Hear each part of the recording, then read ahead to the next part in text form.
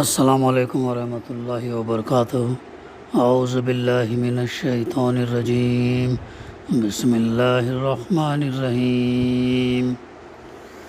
ودخل معه السجن فتیان قال احدهما انی ارانی آصر قمرہ وقال الآخر انی ارانی احمل فوق رأسی خبزا تأکل الطیر منه نبئنا بتأویلہ انا نراک من المحسنین۔ صدق اللہ العلی العظیم۔ رب اشرح لی صدری ویسر لی امری واحلل عقدۃ من لسانی یفقہوا قولی۔ رب زدنی علما۔ سورہ یوسف کی آیت نمبر 36 کی تلاوت ابھی ہم نے سماعت کی، اس کی ترجمانی، اس کی تفسیر اور آگے کی آیتوں کا بھی انشاءاللہ ہم مطالعہ کریں گے۔ اس سورہ یوسف کی تفسیر کا سلسلہ جاری ہے۔ گزشتہ ہمارے مطالعے میں وہ بات آئی کہ یوسف علیہ السلام جو ہے جیل جانا پسند کیے، بجز اس کے وہ گناہ کرتے، اور اللہ تعالیٰ نے پھر آخرکار ان کو ایک جیل میں بھجوا دیا۔ حالانکہ وہ لوگ یعنی عزیز مصر، ان کی بیوی اور تمام وزراء اور لوگ جانتے تھے کہ وہ پاک دامن ہے، اور خود اپنی عورتوں کے برے اطوار کی وہ نشانیاں جو ہے وہ دیکھ چکے تھے۔ اب جیل میں جو ہے یوسف علیہ السلام گناہ نہ کرنے کے باوجود چلے جاتے ہیں۔ اب یہاں پر وَدَخَلَ مَعَهُ السِّجْنَ فَتَیَانِ، قید خانے میں 2 غلام اور بھی ان کے ساتھ داخل ہوئے۔ قید خانے جب یہ گئے تو غالباً اس وقت جب کہ حضرت یوسف علیہ السلام قید کیے گئے، ان کی عمر روایات میں تفسیر میں آتا ہے کہ 20 یا 21 سال سے زیادہ نہیں ہوگی، یعنی نبی ہے جلیل القدر، لیکن جیل ان کو جانا پڑ رہا۔ کوئی گناہ نہیں کیے، کوئی غلطی نہیں کی، لیکن اس کے باوجود جیل جانا پڑ رہا ہے۔ تلمود میں بیان کیا گیا کہ قید خانے سے چھوٹ کر جب وہ مصر کے فرما رواں ہوئے تو ان کی عمر 30 سال تھی، اور قرآن کہتا ہے کہ قید خانے میں وہ بضع سنین یعنی کئی سال رہے۔ بضع کا اطلاق عربی زبان میں 10 تک کے عدد کے لیے ہوتا ہے، تو حساب سے اگر دیکھا جائے تو 20-21 سال کی عمر میں جب وہ جیل گئے تو 30-31 سال میں وہ جیل سے باہر ہے، یعنی 10-11 سال وہ جیل میں رہے نبی ہونے کے باوجود۔ ہاں 20 یا 21 سال کے تھے وہ عمر میں جیل گئے۔ عفان کی عمر سمجھو، عفان سے 1-2 سال بڑے، 1 سال جیل میں ڈالے گئے اور نکلتے وقت ان کی عمر 31-30 سال تھی، یعنی 10 سال جیل میں رہے تقریباً وہ، یہ ہے۔ تو یہ قید خانے میں جب ڈالے گئے تو ان کے ساتھ 2 غلام اور بھی داخل ہوئے۔ تو یہ 2 غلام جو قید خانے میں یوسف علیہ السلام کے ساتھ داخل ہوئے تھے، ان کے متعلق بائبل کی روایت ہے کہ ان میں سے ایک مصر کے بادشاہ کے ساقیوں کا سردار تھا، یعنی شراب جو پلانے والے ساقی ہیں ان کا سردار تھا، اور دوسرا شاہی نان بھائیوں کا افسر تھا، دوسرا روٹی بنانے کرنے کا افسر تھا، روٹیاں۔ تلمود کا بیان ہے کہ ان دونوں کو شاہ مصر نے اس قصور میں جیل بھیجا کہ ایک دعوت کے موقع پر روٹیوں میں کچھ کرکراہٹ پائی گئی تھی۔ روٹیوں میں کیا نکلا؟ کنکر نکلا۔ خالی اتنی سی غلطی پر بادشاہ نے کیا کیا؟ جیل بھیج دیا۔ چھوٹی سی غلطی، اب اس کی بھی نہیں، کیسے آ گئے کنکر؟ تو کھانے میں اس کے آ گئے، کون ہے؟ بلایا گیا اور پھر اس کو جیل۔ تلمود کی روایت ہے یہ۔ بھیج دیا گیا۔ اور دوسرا جو ہے دوسرا قیدی کا کیا قصور تھا؟ اس کا قصور یہ تھا، شراب جو پیش کیا اس نے، اس کے ایک گلاس میں مکھی نکل آئی۔ بادشاہوں کا دیکھو کیسا تھا معاملہ، روٹی میں ذری سی کرکراہٹ پیدا ہو گئی، جیل، شراب کے اندر مکھی آ گئی، جیل، کئی سال پڑے رہتے تھے لوگ۔ ایسا معاملہ تھا پہلے، ایسی سزائیں دی جاتی تھی، ایسے لوگ تھے۔ اب یہ لوگ جو 3 لوگ آ گئے جیل کے اندر، 7 ہو گئے۔ اب اس کے بعد قرآن مجید بیان فرماتا، قال احدہما انی ارانی آصر خمرہ۔ ایک روز ان میں سے ایک قیدی نے اس سے کہا، میں نے خواب میں دیکھا کہ میں شراب کشید کر رہا ہوں۔ تو وہ 2 قیدی میں سے ایک قیدی خواب دیکھتا۔ خواب کیا دیکھتا؟ کہ وہ جو ہے شراب کشید کر رہا ہے، بنا رہا ہے، رکھ رہا ہے، اور جو بھی ہے وہ شراب کشید رہا۔ اور دوسرے نے بھی خواب دیکھا، تو اس نے کیا خواب دیکھا؟ دوسرے نے کہا کہ میں نے دیکھا کہ میرے سر پر روٹیاں رکھی ہیں اور پرندے ان کو کھا رہے ہیں۔ دوسرے نے کیا خواب دیکھا؟ سر کے اوپر روٹیاں رکھی ہوئی ہیں، پرندہ جو آ کے کھا رہا ہے، یہ خواب دیکھا ان نے۔ اب دونوں نے کہا ہمیں اس کی تعبیر بتائیے۔ کس کے پاس ہے؟ یوسف علیہ السلام کے پاس ہے۔ آ کے کہا کہ یہ جو خواب ہم نے دیکھا اس کی تعبیر بتائیے۔ ہم دیکھتے ہیں کہ آپ ایک نیک آدمی ہیں۔ یہ کہنے سے پہلے انہوں نے کہا کہ ہم جو ہے دیکھتے ہیں کہ ہمارا احساس ہے کہ آپ ایک بڑے نیک آدمی ہیں۔ تو اس سے اندازہ کیا جا سکتا کہ قید خانے میں حضرت یوسف علیہ السلام کس نگاہ سے دیکھے جاتے تھے، یعنی جیل میں ہونے کے باوجود ان کی پرسنالٹی کے اندر کتنی کشش تھی، کتنا ریسپیکٹ تھا، کتنا محترم تھے، یعنی عام قیدیوں جیسا نہیں تھے۔ ظاہر نبی ہے، بے گناہ ہے، کوئی قصور نہیں ہوا، اس کے باوجود غصہ نہیں ہوئے، آپے سے باہر نہیں ہوئے، گالم گلوچ نہیں کیے، کچھ بھی نہیں، بلکہ ان بہترین شخصیت اور تربیت اپنے ساتھیوں کو وہ دیتے تھے۔ اوپر جن واقعات کا ذکر گزر چکا ان کو پیش نظر رکھنے سے بات قابل تعجب نہیں رہتی کہ ان 2 قیدیوں نے آ کر حضرت یوسف علیہ السلام ہی سے آ کر اپنی خواب کی تعبیر کیوں پوچھی اور ان کی خدمت میں یہ نظر عقیدت کیوں پیش کی۔ انا نراکا من المحسنین۔ جیل کے اندر اور باہر سب لوگ جانتے تھے کہ یہ شخص کوئی مجرم نہیں بلکہ ایک نہایت نیک نفس آدمی ہے۔ یوسف علیہ السلام کو کیسا جانتے تھے؟ یہ گنہگار نہیں ہے، نہ مجرم ہے، کرمنل نہیں ہے، بلکہ نیک ہے، اور جو ہے نہایت نیک نفس آدمی ہے۔ سخت ترین آزمائشوں میں اپنی پرہیزگاری کا ثبوت دے چکا۔ آج پورے ملک میں اس سے زیادہ نیک انسان کوئی نہیں ہے، حتیٰ کہ ملک کے مذہبی پیشوں میں بھی اس کی نظیر جو ہے منقود ہے۔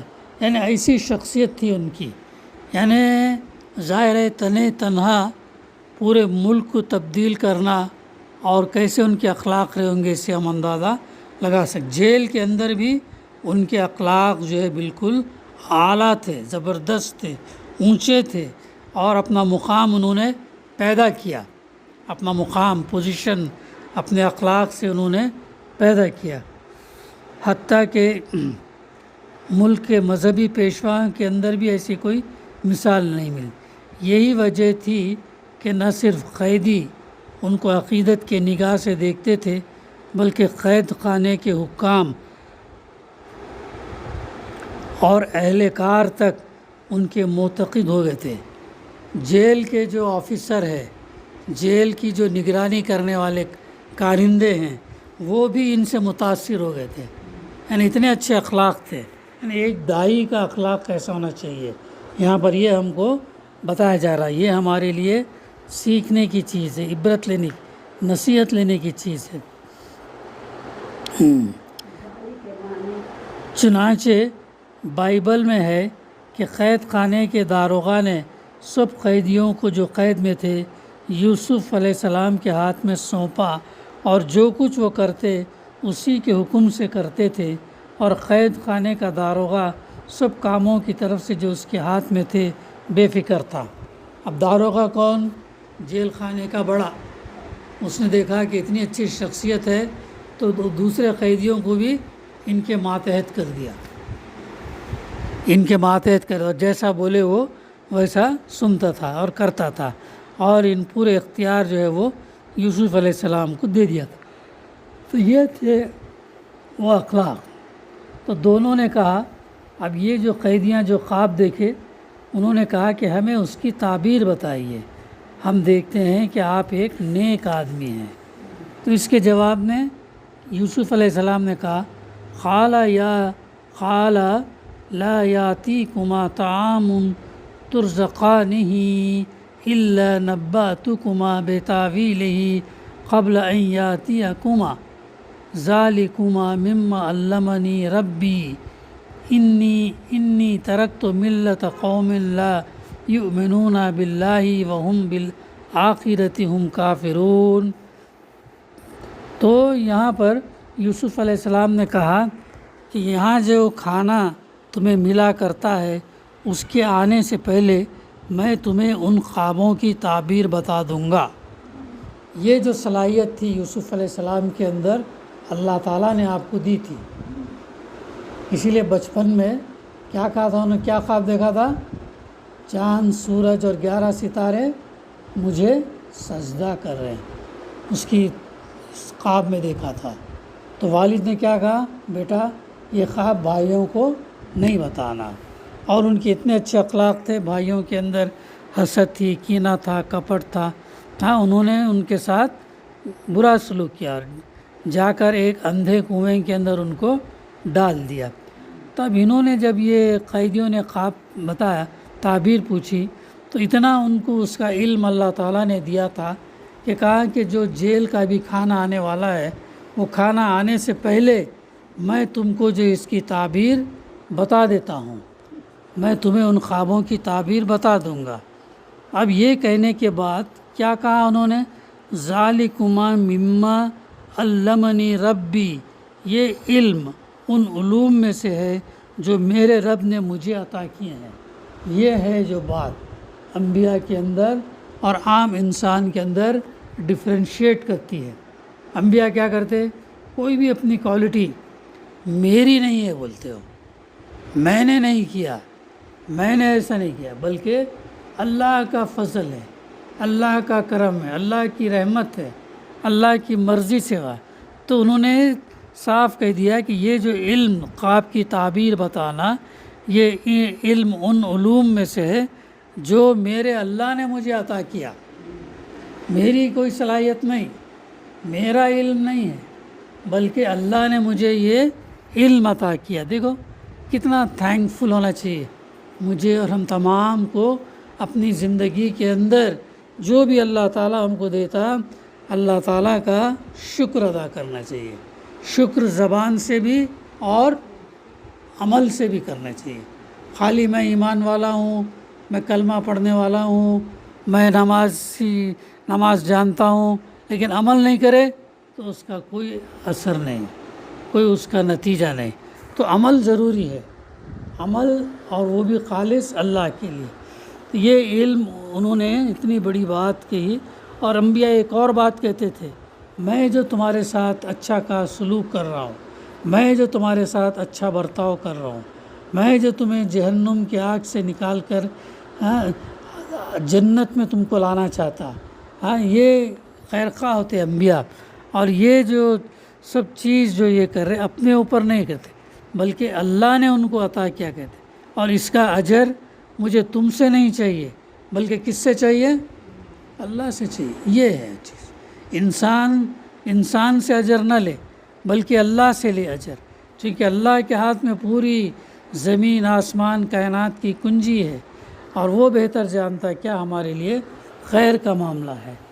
تو انہوں نے تعبیر کر دی کہ یہ علم ان علوم میں سے ہے جو میرے رب نے مجھے عطا کیے۔ واقعہ یہ ہے کہ میں نے ان لوگوں کا طریقہ چھوڑ کر جو اللہ پر ایمان نہیں لاتے اور آخرت کا انکار کرتے ہیں، اپنے بزرگوں ابراہیم علیہ السلام، اسحاق علیہ السلام اور یعقوب علیہ السلام کا طریقہ اختیار کیا ہے۔ ہمارا یہ کام نہیں ہے کہ اللہ کے ساتھ کسی کو شریک ٹھہرائیں، شرک نہ کریں۔ ہمارا یہ کام نہیں کسی کے ساتھ، نہ ذات میں، نہ صفات میں، نہ کمالات میں، کسی میں نہیں۔ اللہ اللہ ہے۔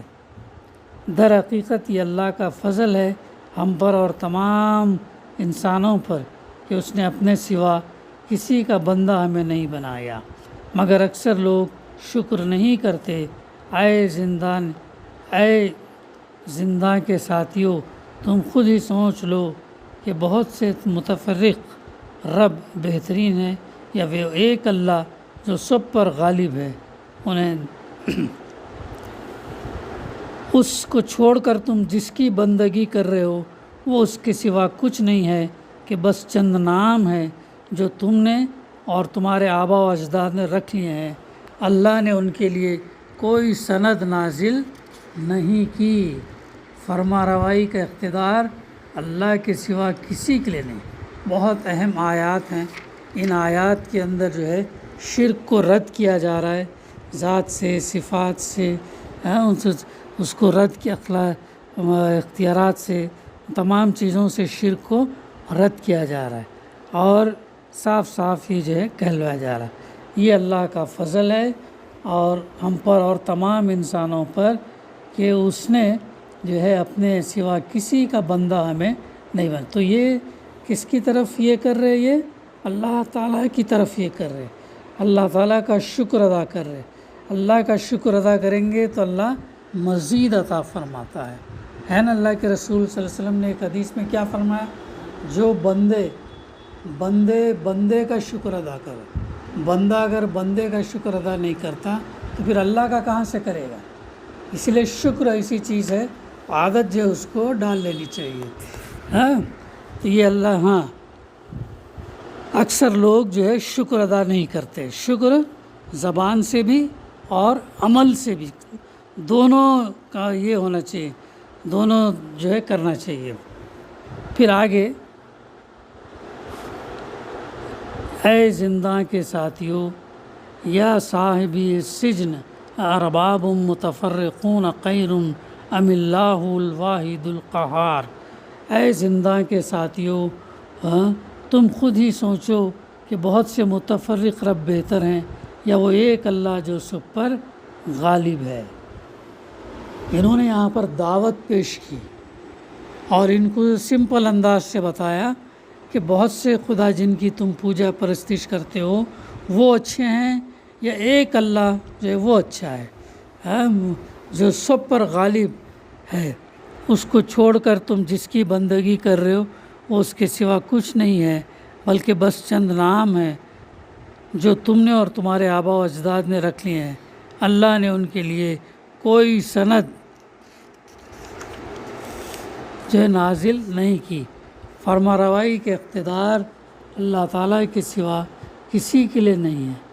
اس کا حکم ہے کہ خود اس کے سوا تم کسی کی بندگی نہ کرو۔ یہی ٹھیک سیدھا طریقہ زندگی ہے، مگر اکثر لوگ جانتے نہیں ہیں۔ اے زندہ کے ساتھیوں، اے زندہ کے ساتھیوں، تمہارے خواب کی تعبیر یہ ہے کہ تم میں سے ایک تو اپنے رب یعنی شاہ مصر کو شراب پلائے گا، جیسے پہلے پیا کرتا تھا ویسے دوبارہ جو ہے وہ شراب پلائے گا۔ کس کو؟ مصر کے بادشاہ کو۔ اور رہا دوسرا تو اسے سولی، پہلے کا جو جس کی شراب میں مکھی نکل آئی تھی تو اس کو فرعون نے جو اس کو جیل بھیج دیا تھا۔ اب خواب دیکھا اس نے کہ شراب سرو کر رہا تو تعبیر پوچھنے آیا تو یہ بتاتے کہ جو ہے تعبیر یہ ہے کہ تم میں سے ایک تو اپنے رب شاہ مصر کو جو ہے شراب پلائے گا، یعنی تم چھوٹ جاؤ گے، چھوٹنے کے بعد تم جو ہے اس کو ہاں یوسف علیہ السلام بول رہے ہیں۔ اور رہا دوسرا تو اسے سولی پر چڑھایا جائے گا اور پرندے اس کا سر نوچ نوچ کر کھائیں گے۔ فیصلہ ہو گیا اس بات کا جو تم پر چھا رہے تھے، تم سے پوچھ رہے تھے۔ یہ ہے وہ آیت نمبر 41۔ تو آیت نمبر ہم نے 31 سے شروع کیے، 31 سے آیت نمبر 39 تک جو ہے ہم نے شروع کیے۔ دعا ہے کہ اللہ سبحانہ و تعالیٰ ہمیں کہنے سننے سے زیادہ صحیح سمجھنے، اس پر عمل کرنے کی توفیق عطا کرے۔ ربنا تقبل منا انک